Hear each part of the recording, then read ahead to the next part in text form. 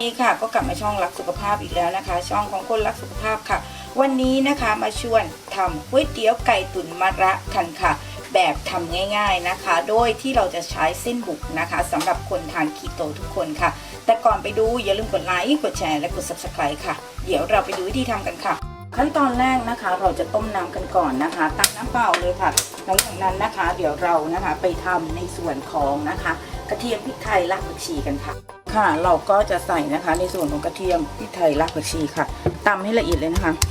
สัดส่วนเดี๋ยวขึ้นไว้ให้นะคะ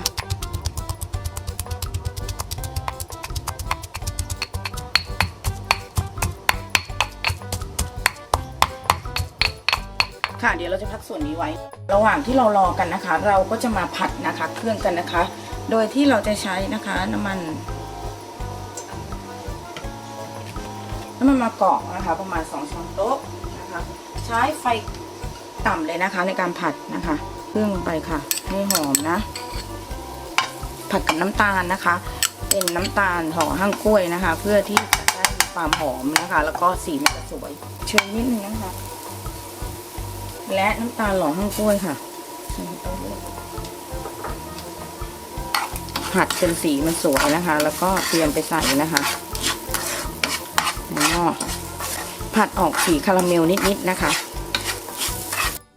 ทีนี้น้ำเดือดแล้วนะ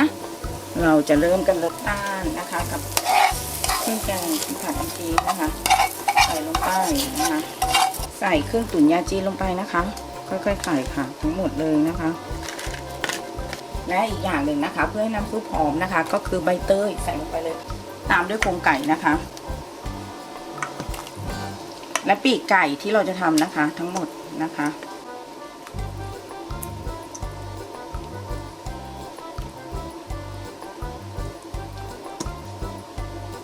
ตุ๋นนะคะโดยที่เดี๋ยวเราจะใส่นะคะ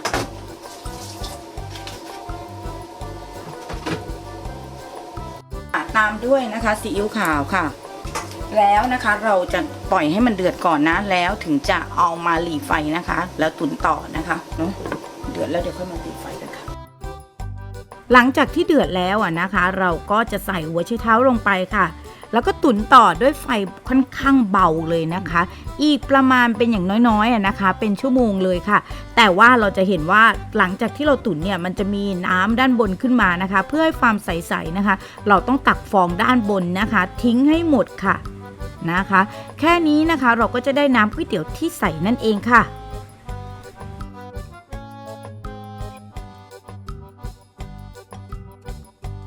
หลังจากนั้นนะคะเราลวกเส้นกันนะคะโดยที่เราจะใช้เส้นบุกนะในการเสิร์ฟนะคะครั้งนี้ก็เป็นที่ลวกสักประมาณ5 นาทีนะคะแล้วก็ไปใส่จานกันแล้วก็ลวกในส่วนอย่างอื่นด้วยนะคะอย่างเช่นผักต่างๆนะคะรวมถึงถั่วงอกนะคะเดี๋ยวเราจะไปใส่ถ้วยกัน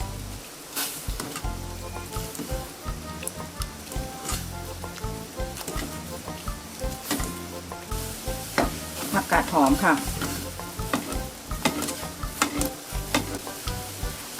และในส่วนของ